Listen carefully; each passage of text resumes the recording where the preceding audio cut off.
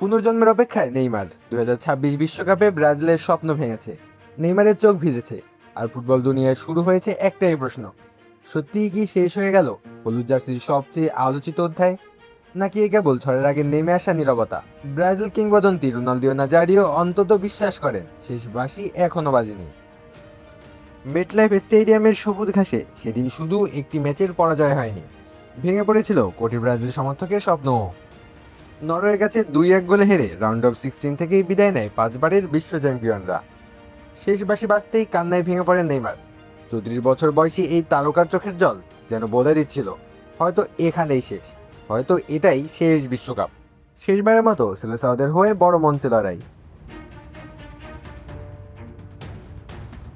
Match শেষে নেইমারের কণ্ঠে ছিল ভাঙা স্বপ্নের ভার।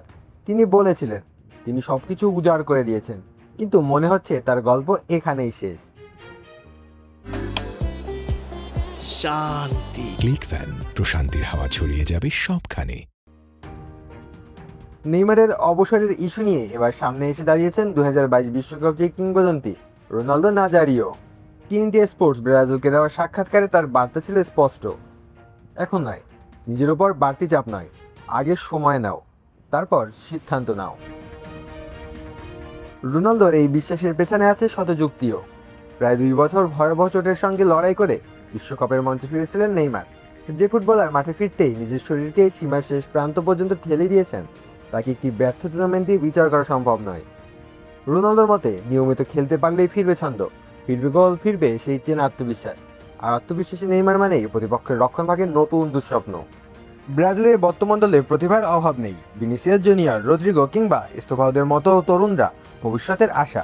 কিন্তু বড় ম্যাচের চাপ সামলানো, কঠিন মুহূর্তে নেতৃত্ব দেওয়া এবং এক মুহূর্তে জাদুতে ম্যাচের মোড় ঘুরিয়ে দেওয়ার ক্ষমতায় নেইমারের মতো ফুটবলার এখনও বিরল। রোনালদোর বিশ্বাস, কার্লো আনচেলত্তির পরিকল্পনাতেও নেইমারের নাম এখনও মুছে যায়নি, কেননা ফর্ম ক্ষণস্থায়ী কিন্তু ক্লাস চিরস্থায়ী।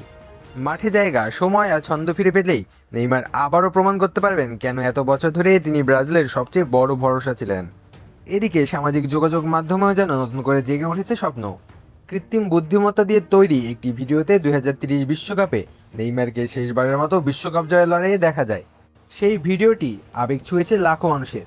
সেই আবেগের সঙ্গে রোনালদোর আশাবাদী কণ্ঠ যেন নতুন প্রশ্ন ছুড়ে দিয়েছে ফুটবল দুনিয়ার দিকে। ফুটবলের ইতিহাস সাক্ষী, অনেক কিংবদন্তিকে সময়ের আগেই শেষ বলে দেওয়া হয়েছিল, কিন্তু তাদের কেউ কেউ ফিরে এসে লিখেছেন সবচেয়ে সুন্দর গল্প। তাই আজ প্রশ্ন একটাই: মেটলাইফে কি নেইমারের গল্প শেষ হয়েছে, নাকি সেখান থেকেই শুরু হতে যাচ্ছে তার সবচেয়ে স্মরণীয় প্রত্যাবর্তনের অধ্যায়? আলু আসি তালুকদার, অন ফিল্ড।